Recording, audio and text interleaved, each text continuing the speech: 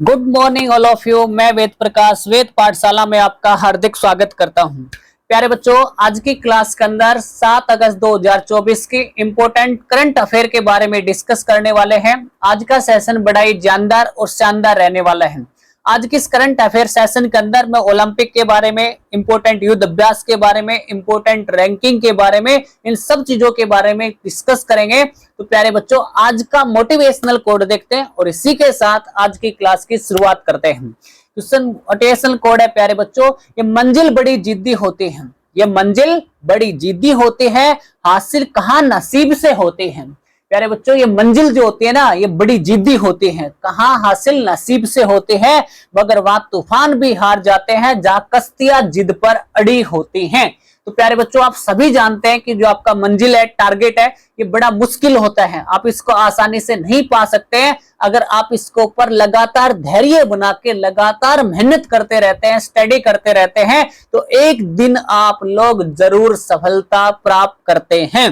जो आज का मोटिवेशन कोड यही था प्यारे बच्चों, लगातार मेहनत करते रहना चाहिए। बहुत सारी भर्ती आ रही है, उन सभी भर्तियों की आपको तैयारी करते रहना चाहिए। चलिए प्यारे बच्चों, आज की करंट अफेयर क्लास स्टार्ट करते हैं। 7 अगस्त 2024 दैनिक समसामयिकी सभी प्रतियोगी परीक्षाओं के लिए अति इंपोर्टेंट सेशन रहने वाला है। प्यारे बच्चों, क्वेश्चन नंबर फर्स्ट बड़ा ही जानदार क्वेश्चन है और बड़ा मस्त क्वेश्चन रहने वाला है। अच्छे से कॉपी पेन उठा लीजिए और नोट कर लीजिए।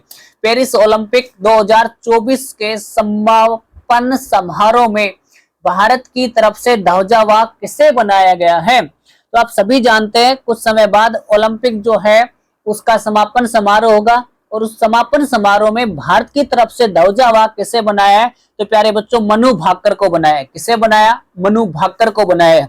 आप सब जानते हैं पेरिस ओलंपिक के अंदर पहला पदक भारत को दिलाने वाले खिलाड़ी कौन बने? मनु भाकर। और किस में दिलाया है? तो प्यारे बच्चों, शूटिंग के अंदर। किस में दिलाया है?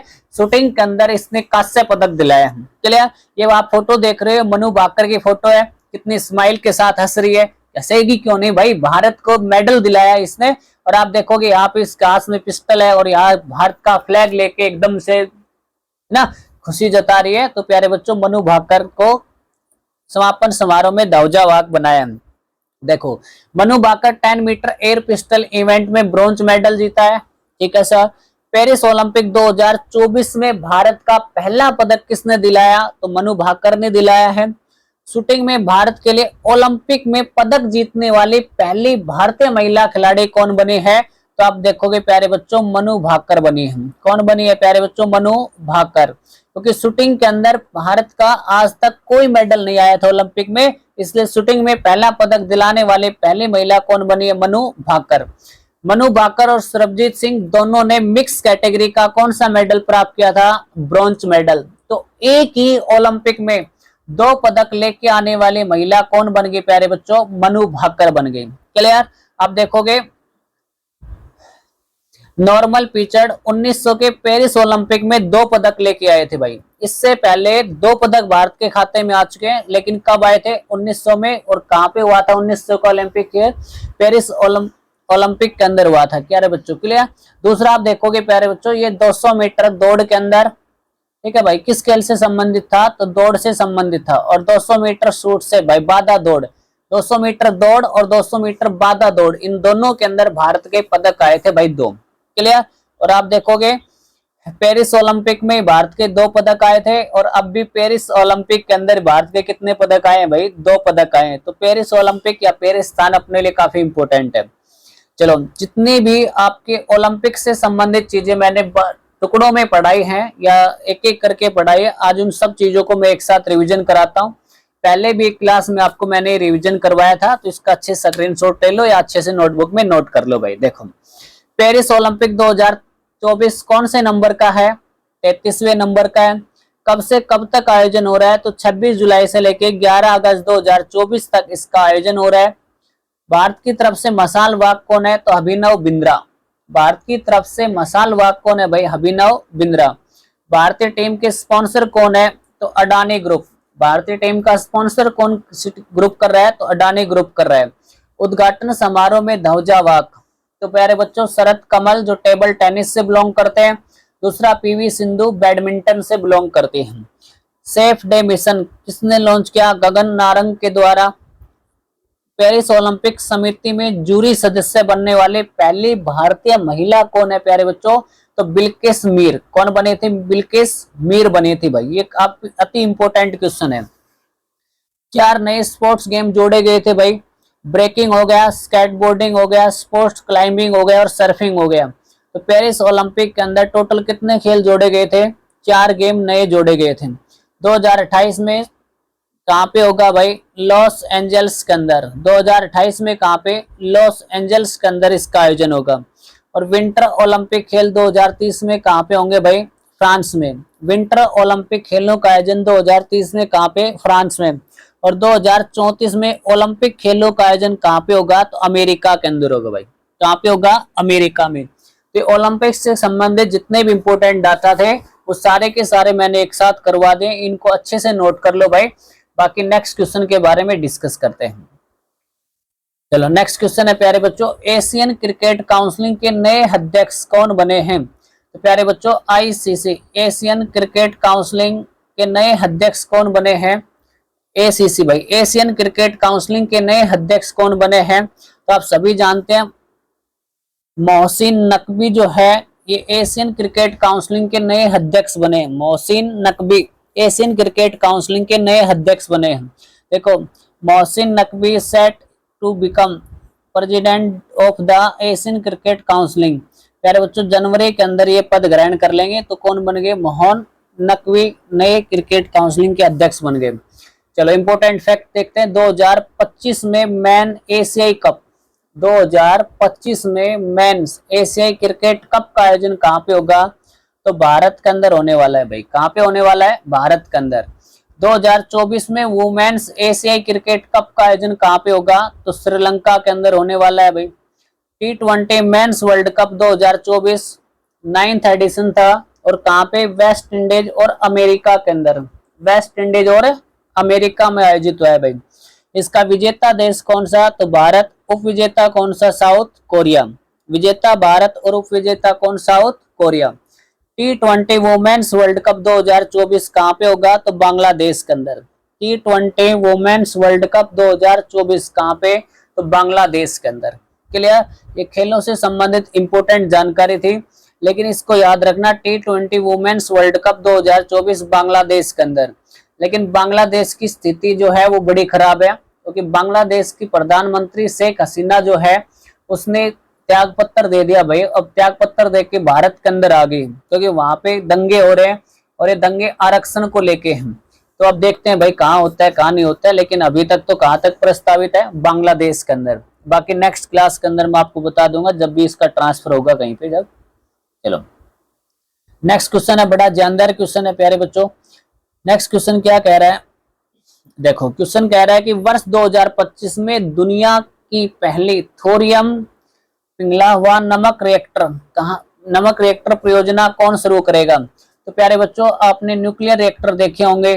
तो अब न्यूक्लियर रिएक्टर के स्थान पे किस रिएक्टर का उपयोग किया जाएगा? थोरियम रिएक्टर का उपयोग किया जाएगा। और ये किसने घोषणा किया? चीन ने। World first thermal neutron salt reactor जो है वो कौन सा देश स्थापित करेगा? तो प्यारे बच्चों चाइना के द्वारा स्थापित किया जाएगा। देखो आप सब जानते हैं कि परमाणु रिएक्टर होता है, उसमें ईंधन के रूप में यूरेनियम 235 का या आप देखते हैं प्लूटोनियम 239 का उपयोग किया जाता है भाई। ठीक है, यूरेनियम 235 प्लूटोनियम 239 का उपयोग करते हैं। अब चाइना जो कह रहे हैं कि मैं इसकी जगह के ऊपर किसका उपयोग करूंगा? थोरियम का उपयोग करूंगा। और जो नाभिक रिएक्टर होता है उसमें शीतलक के लिए प्यारे बच्चों D2O का उपयोग किया जाता है, जिसे आप बोलते हैं भारी जल का उपयोग किया जाता है। लेकिन अब भारी जल का उपयोग ना करके किसका उपयोग करेंगे भाई? नमक को पिघला के उसका उपयोग करेंगे, साल्ट का उपयोग करेंगे भाई कूलिंग इफेक्ट के लिए। तो कौन कर रहा है ऐसा? चाइना करने वाला विश्व का पहला देश बनने वाला है। क्लियर? चलो नेक्स्ट क्वेश्चन की तरफ बढ़ते हैं। नेक्स्ट क्वेश्चन, हाल ही में पांचवें गोल्ड स्लैम विनर कौन बना है भाई? 5वें नंबर का गोल्डन स्लैम विनर कौन बन गया है? तो आप सभी जानते हैं नोवाक जोकोविच जो है वो 5वें नंबर का गोल्डन स्लैम विनर पुरस्कार जीतने वाला व्यक्ति बना है। क्लियर? चलो नेक्स्ट क्वेश्चन की तरफ बढ़ते हैं। क्वेश्चन नंबर 5 बड़ा जानदार क्वेश्चन है। यहाँ से क्वेश्चन जरूर पूछा जाता है। क्वेश्चन नंबर 5 कह रहा है कि हाल ही में, क्या कह रहा है, हाल ही में शेख हसीना ने अपने पद से इस्तीफा दे दिया है, वह किस देश की प्रधानमंत्री थी? तो आप सभी जानते हैं शेख हसीना कौन से देश की प्रधानमंत्री है भाई, बांग्लादेश की प्रधानमंत्री हैं। अब आप देखोगे बांग्लादेश यहाँ पे आपको दिखाई दे रहा होगा, नक्शे के अंदर आप देखोगे तो बांग्लादेश ये आपको दिखाई दे रहा है भाई, क्लियर। अब बांग्लादेश यहाँ दिखाई दे रहा है तो इसकी पश्चिम बंगाल से सीमा लग रही है बांग्लादेश की, इधर त्रिपुरा से सीमा लग रही है ना, तो भाई ये सीमा भारत से टच हो रही है, वेस्ट बंगाल की और त्रिपुरा वगैरह की, क्लियर। तो ये बांग्लादेश जो बीच में एक छोटा सा भारत जैसा नक्शा दिखाई दे रहा है, ये बांग्लादेश है भाई।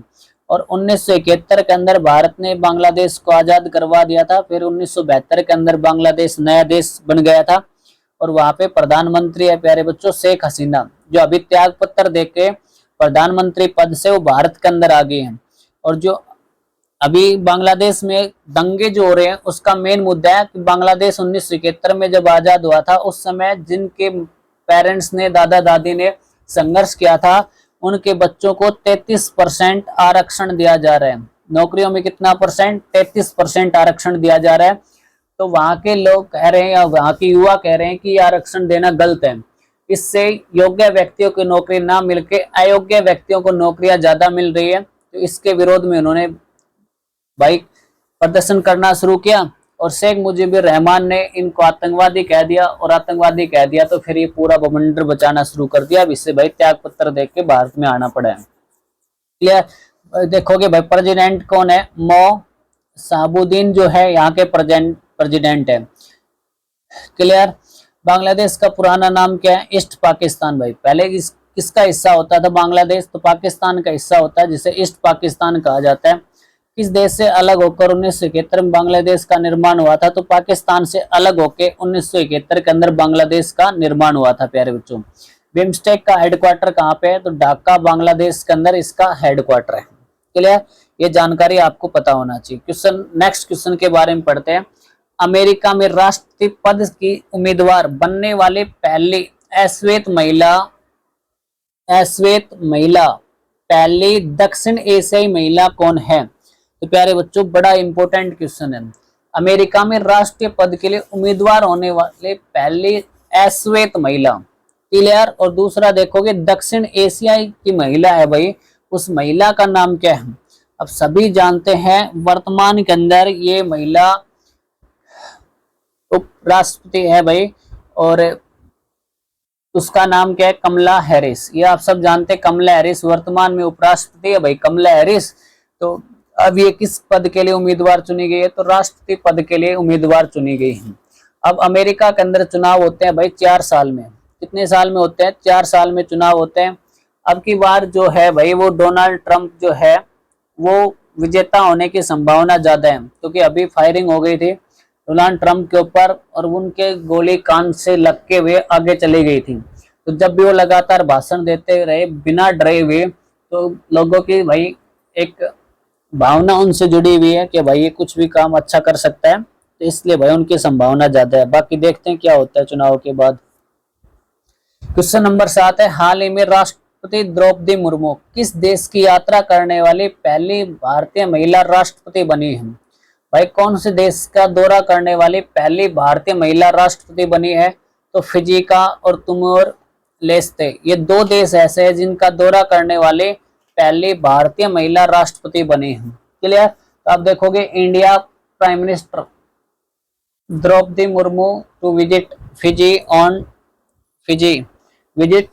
On August 5 to 6। तो आप देखोगे तिमोर और भाई फिजी के अंदर विजिट करने के लिए गई है भारत की राष्ट्रपति महिला।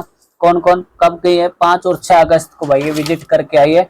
तो इन देशों में विजिट करने वाली पहली महिला कौन बनी है? तो राष्ट्रपति द्रौपदी मुर्मू बनी है, क्लियर। तो आज के सेशन इतना ही। आज का सेशन कैसा रहा? अगर अच्छा लगा है तो चैनल को लाइक करें, शेयर करें और सब्सक्राइब करें। Have a nice day. हंसते रहो, मुस्कुराते रहो, अपनी तैयारी को आगे बढ़ाते रहो।